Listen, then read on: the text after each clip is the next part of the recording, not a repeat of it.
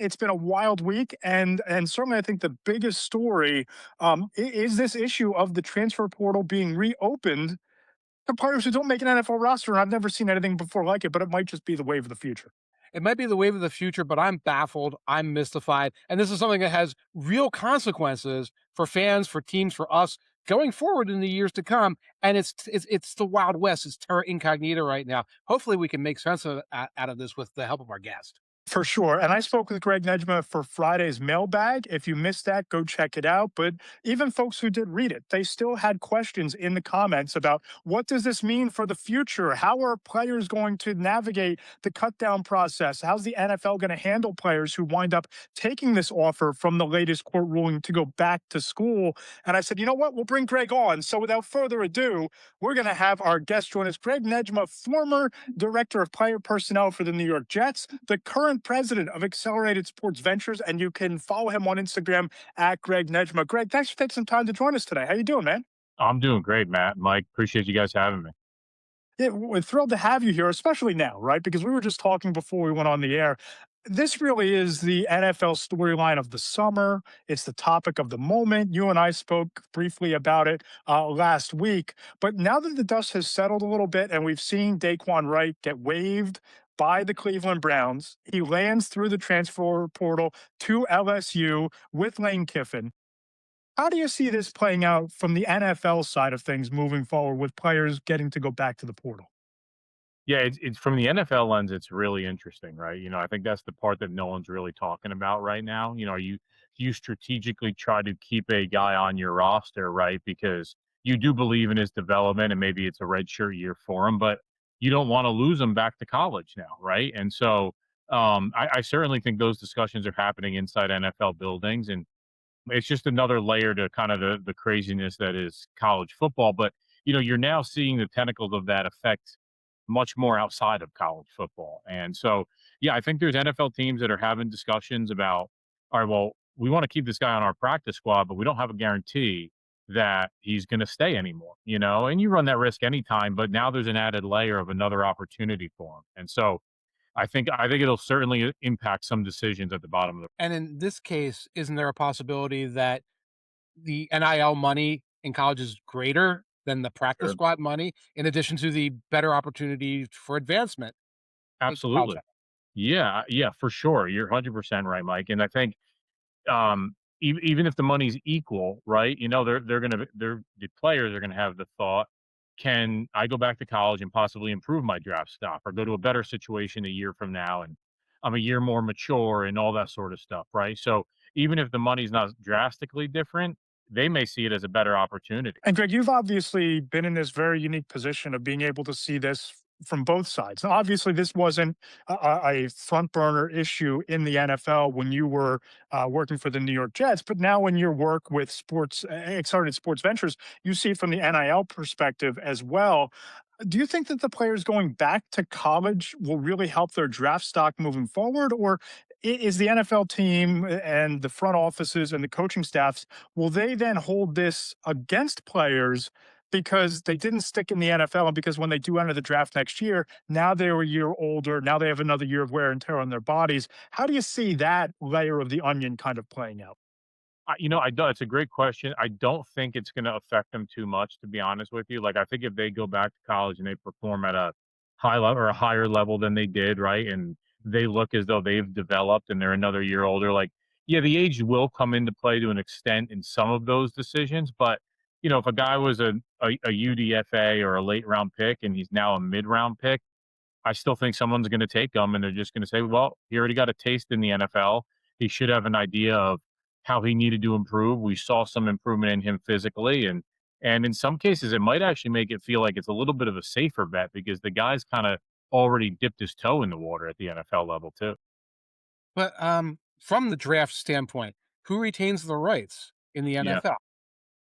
that's a great question. I don't know that anyone's been able to like specifically say that yet. Like my thought would be, once you're cut and you're a free agent, then that takes precedent really. But I had a similar thought to that too. Like, okay, if you were drafted and you're released and you're now a free agent, you go back to college, who like there should be, I would think, if I'm an NFL team that just took a draft pick on a player, Right. I would want there to be some at least right of first refusal that I still can bring the player back to me if he enters the draft next year. That to me that makes sense. Because this almost like threatens the draft to a Yeah. degree. You could imagine, say, first round quarterback making a maneuver like this, for example. But Yep. can they return if the team is still retaining their rights, or is this all just developing on the fly? I think it's all developing on the fly. It really is. And I mean, you even saw yesterday, I think a couple of the conferences, I might have missed a little bit because I was on the road, but some conferences are now saying you can't do that. You can't bring back I think it was the Big Ten and the The Big SEC. Ten. Yeah, I saw the Big It- Ten come out and made a statement right. that they're not taking players who were signed to an NFL team. Exactly. So now that's a whole other wrinkle and layer to it. And so it's just ever evolving. It doesn't, you know, the work I do now, I see it time and again, and it doesn't shock me when we talked last week, Matt, Yeah. like I said, like this is something we should expect to happen. I just have a hard time, wrapping my head around somebody that was training in an NFL strength and conditioning program and developing in a system and a program. Like, even if that guy's not necessarily good enough to make that NFL team, right? Like, he's getting another level of development just by going against a higher level of competition and all that sort of stuff. And now he's coming back to college and going to play. I mean, that's crazy to me. It really is. Yeah, and I guess my big question here is this ruling came down. I guess it directly impacts something like 16 players from this year's draft class because of the eligibility rules or how COVID was handled at the college level. Is this a one summer, one and done situation in your opinion? Or do you think this is going to become the new normal where players who don't make the active roster can, request their release and jump back into the transfer portal next year, the following year, moving forward? What's kind of the timeline from your understanding? Yeah. So if it was strictly affecting college football, I would say this is going to happen continually. Now that it's starting to touch the NFL and NFL programs, that's where I think the guardrails will come in place. I could see the NFL protecting the draft to an extent and saying, like, if you were a draft pick or if you were signed and you choose to go back, like, you have to go back to the team that released you, or things like that, right? Because I think, to Mike's point earlier, like, it can lead to so many other issues if the NFL doesn't step in and at least put some guardrails around it. So they may not be able to stop what a judge rules as it relates to college football, but they can certainly um, be an impediment to the impact that it has on the NFL. And I would expect the league to do that. What about the NCAA? Do they still have any jurisdiction on this, or am I thinking like it's still 2012 and they still exist?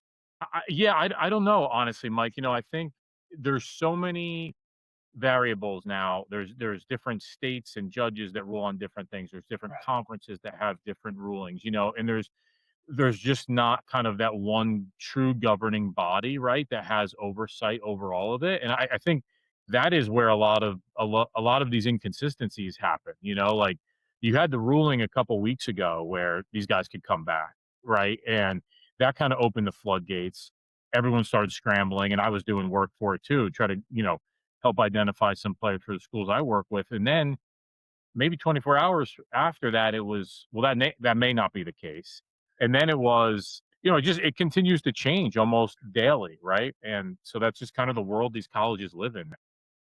And Greg, this really is the wild, wild west in college football. It's becoming the wild, wild west in the NFL. And it's just fascinating how this topic really took over the conversation. You and I spoke a couple weeks ago about you coming on and talking about cuts because you've been in the room during final roster cuts. And this now becomes the topic of the day. But I do kind of want to transition to that part of the conversation because I find it fascinating, right? We've all seen Hard Knocks. We've all seen some of those debates and some of those conversations where position coaches are lobbying for guys, but you're one of the people who's been in that room for years. So take me through what that's really like. Between the executives, the GM, the head coach, a position coach, a coordinator, what are those conversations like during final cuts, and who typically has the upper hand of the final say? Yeah, it's a really long, arduous process. It's kind of it's really a 6 to 7 week process from when training camp starts, um, where you're constantly evaluating your roster on a daily basis. You typically have like weekly meetings with the coaching staff where, we would, I don't know if every team does it exactly this way, but like I feel most it's pretty similar where, we would kind of like we would almost go through what the roster cuts would be each week, right? So that we kind of like had an ongoing dynamic conversation about it, right? And obviously that changes. Guys can have a couple good weeks or a couple bad weeks. Um, and then as you get to this point, it really starts to kind of crystallize. Obviously, injuries have an impact on that and everything. But as you're doing that, you're also like from a pro scouting standpoint, which, when I was the director of pro scouting, not only are you having all those discussions, but you're also canvassing and looking around the league for all other options that could potentially upgrade your roster. So then, that has another layer to it. Um, so there's a ton of discussions that happen. I think the most important thing is like to be open, honest, and transparent throughout the entire process, from the personnel standpoint to the coaching staff. Um, you're never going to agree on everything. I think the personnel staff, they or the general manager in a lot of cases typically has the final say on the 53-man roster. And I think there is some benefit to that because they have to balance winning now, but also preparing for the future.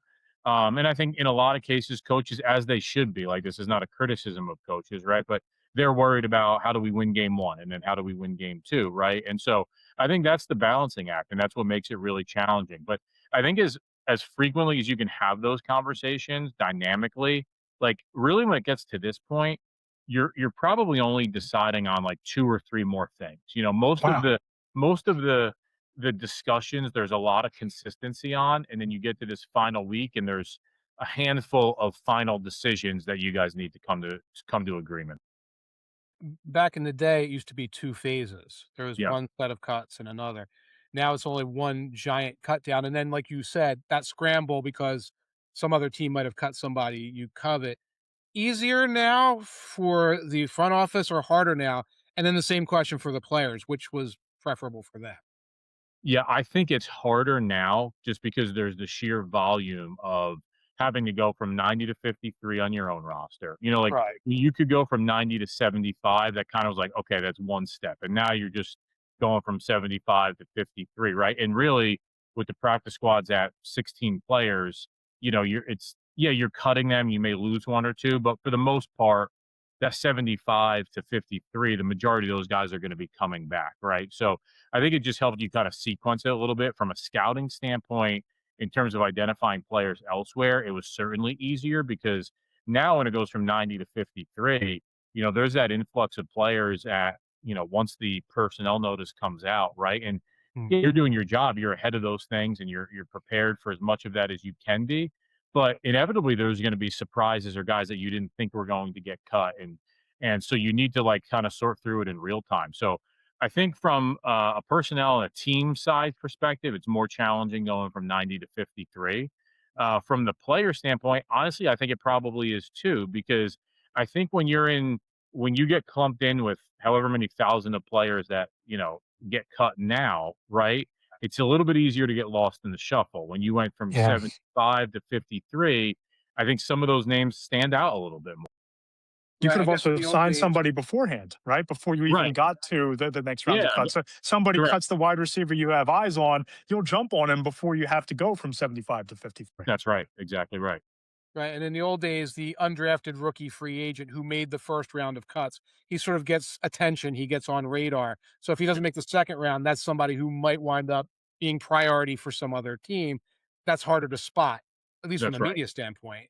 Yeah, Like, yeah, that's right. And look, teams sometimes they try to play games too. Like they don't want you to necessarily think that the guys they're holding to the 75 cut are going to be their entire practice squad. Like there might be one or two that you cut and you're like, hey, once we set our practice squad, we'd like to bring you back, right? We just need to get through this last preseason game or whatever it was, But now everything kind of gets all clumped into one, and it's a lot of names and a lot of volume. Greg, you're now the president of Accelerated Sports Ventures. Before we get into all that, I do want to pick your brain here. In your former life in the Jets front office, what was the most difficult decision around roster cuts that you can remember being a part of? And did you win the power struggle? Wow. There were a lot of them. Like instead of a specific one about a player, I would say that the most challenging ones, just in general, were where we just couldn't find like a consensus or a reasoning amongst the personnel and the coaching staff, right? And Hmm. like I wouldn't say that happened frequently, but it happens probably like, maybe once a year. And it normally comes down to like your last decision, and there's support one way and there's support another way. And I think the challenging thing about those decisions is like the general manager, if he has final say, like he has to make the decision knowing that he's going to be upsetting like one side of the organization, right? And that's just not an envious position to be in. Obviously, you want it to be the right decision, right? But you have to always do what you think is best for the team, right? And people can view that different ways. So those were always the decisions that were just really challenging and took a lot of conversation and a lot of like hard conversations to really sort through. I can remember a couple of them distinctly, but just out of respect to the people involved and the players that were involved, I don't want to get into that specifically, but those were the ones that really kind of like we agonized over a lot, where we just couldn't see it the same way. When those cuts come, like we have the saying, "Coach wants to see you. Bring Yeah, your playbook." Is that how it goes? yeah, yeah. I mean, I handled our cuts for I would say probably about 10 years when I was Okay. there. And, at final cuts, the GM and the head coach will also see them. We want to make sure they see the position coach and the coordinator. That was just how we did things. Right. I don't know how it's being done now, but I would talk to them, kind of inform them of what was going on, and then they would meet with each person. But yeah, we would tell them to come in, bring your iPad or your playbook, and it's a challenging day. Like you always want to be really super respectful of what they're going through. But I also always wanted to try to give them some feedback and some reasoning why. And I wanted them to understand the perspective. They may disagree with it, but like I felt like I owed that to them. And then I always just tried to explain, a lot of these guys are rookies, right? And they've never gone through this before. So I always tried to explain a little bit of what the process, like the next 48 to 72 hours may look like for them, like, so you're going to get cut, you're going to go on waivers. 24 hours from now, a team has an opportunity to claim you. If they do, you're on that team. If not, we may bring you back to our practice squad. If that doesn't happen, your agent will be, trying to get you workouts just so they can understand like they're what they have to look forward to. Cause it's kind of, it's a jolt to the system to hear that, right? And so I want them to have something to look forward to and just an understanding of what they have moving forward. And the Jets seem like they have, if not this season, there's a brighter future to look forward to, it seems like, for the Jets in the years ahead. They strung together a couple of really nice draft classes the last 2 years. I spoke to a couple executives after the draft back in May who said the Jets had the best haul of any team in the NFL. And you've been in that building. You're obviously familiar with how they operate. What are your reasonable expectations for the Jets going into this season?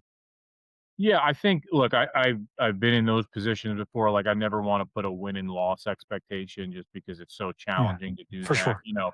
Um I think just setting the foundation and the like overcoming obviously last year wasn't a great year. I think they would all admit that. And I think it's really just about trying to show like legitimate progress from that, and then also just setting like the foundation moving forward for the future years to come. Like what that looks like in terms of wins and losses, I couldn't say. I think it's really more just kind of the optics of how it looks on the field and how the presentation of it looks on the field, right? I think that to me um it will be really important this upcoming year, and I think it'll help, if they're able to do that, I think it'll help them moving forward for sure. And in a perfect world, what is the long-term plan, long-term future scenario for them at quarterback? What does that look like? If you were in that building, if you were the GM, this year you're walking into a season with Geno Smith and Kate Klubnik on the roster. You have the 3 first-round picks next year. Just your view on what the ideal quarterback scenario is for the Jets beyond 2026, the future at that position. Yeah, I think the ideal scenario is it's less about what the quarterback is. I think it's more about where the team's at, because I think a lot of these a lot of these quarterbacks come into situations that they get drafted early, and obviously the team's not, in a great position, right? And then, there's either, eventually a coaching change that happens, and now a young player has been, I mean, we've seen it all across the league, right? Where a young player gets drafted and then there's a coaching change and now they're having to deal with that. So, I think the first thing is really like establishing the progress and like we talked about of the team, and getting that to a point where, they are moving in the right direction. And then, whether it's Gino, who I'm a big fan of and loved when we drafted him, or Kate Klubnik, or all those sorts of things. Those guys play at a good enough level, or there's enough pieces there to where maybe the guy that you are drafting, he doesn't have to play right away, and he can really kind of learn and grow, and then the team can continue to develop, in that third year, and it's just a much more stable situation. I think that's kind of the ideal situation overall, really. For It's more about the team being able to absorb the player than it is about what player is right for the team, in my opinion, in a lot of cases. And you're in a really unique role in this new ventures, Accelerate Sports Ventures. Tell us about it, what you have going on, and what you guys are trying to build in this new era of NIL in college football.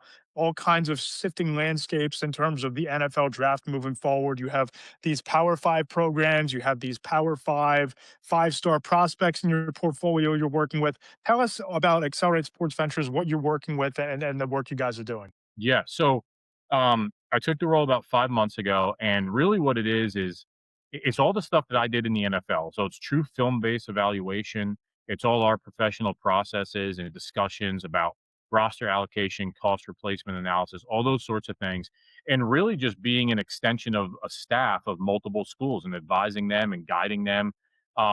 In certain cases, it helps with additional bandwidth to help canvas for players.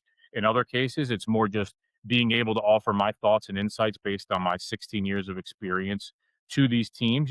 College football is becoming, and it is a professional model. And I think the teams that are willing to accept that and to lean into that are going to be at an advantage. So it's been really exciting. We're working with multiple schools now. It's really rewarding because it's what I love doing, but it's rewarding because I get to see like the impact that it's having in the relationships that it's helping me build, right, with these teams and with these programs. And so I'm really excited about it. So when a new NIL rule or court case comes, I guess you get a notification on your phone pretty Yeah. quickly because you have to act right away and start adjusting on the fly. Yeah, absolutely. And I think that's one of the things that we help with, right? Is like Uh-huh. these rules do change. So like having as much infrastructure and as much process and preparation that you can have internally that I can help with, Uh-huh. it really helps transcend a lot of these rules and these the ever changing landscape. Like Right. if you trust your process and you have additional resources at your disposal, it's going to help teams deal with all those sorts of things and not react to them and be ahead of them. Fascinating stuff, and certainly a very valuable service in today's college football landscape. Greg, tell people how they can find out more about Accelerate Sports Ventures and where they can find out more about you. Yeah, so acceleratesportsventures.com. Our website is up and you can see everything on there. I think you mentioned my Instagram before. That's another place where I put a lot of stuff up on that you'll be able to see. Accelerate Sports Ventures has that's just as it is as their Instagram as well. So yeah, we're putting a lot of good stuff out, and it's really exciting. It's growing, and I'm fired up about it. Really appreciate you taking the time. Really value the insights, the conversation, your friendship. Thanks for joining us today. And everybody should go check out the Accelerate Sports Ventures Instagram and check out at Greg Nejma on Instagram as well for all your NIL, college prospects, college football information that you need in this ever changing landscape.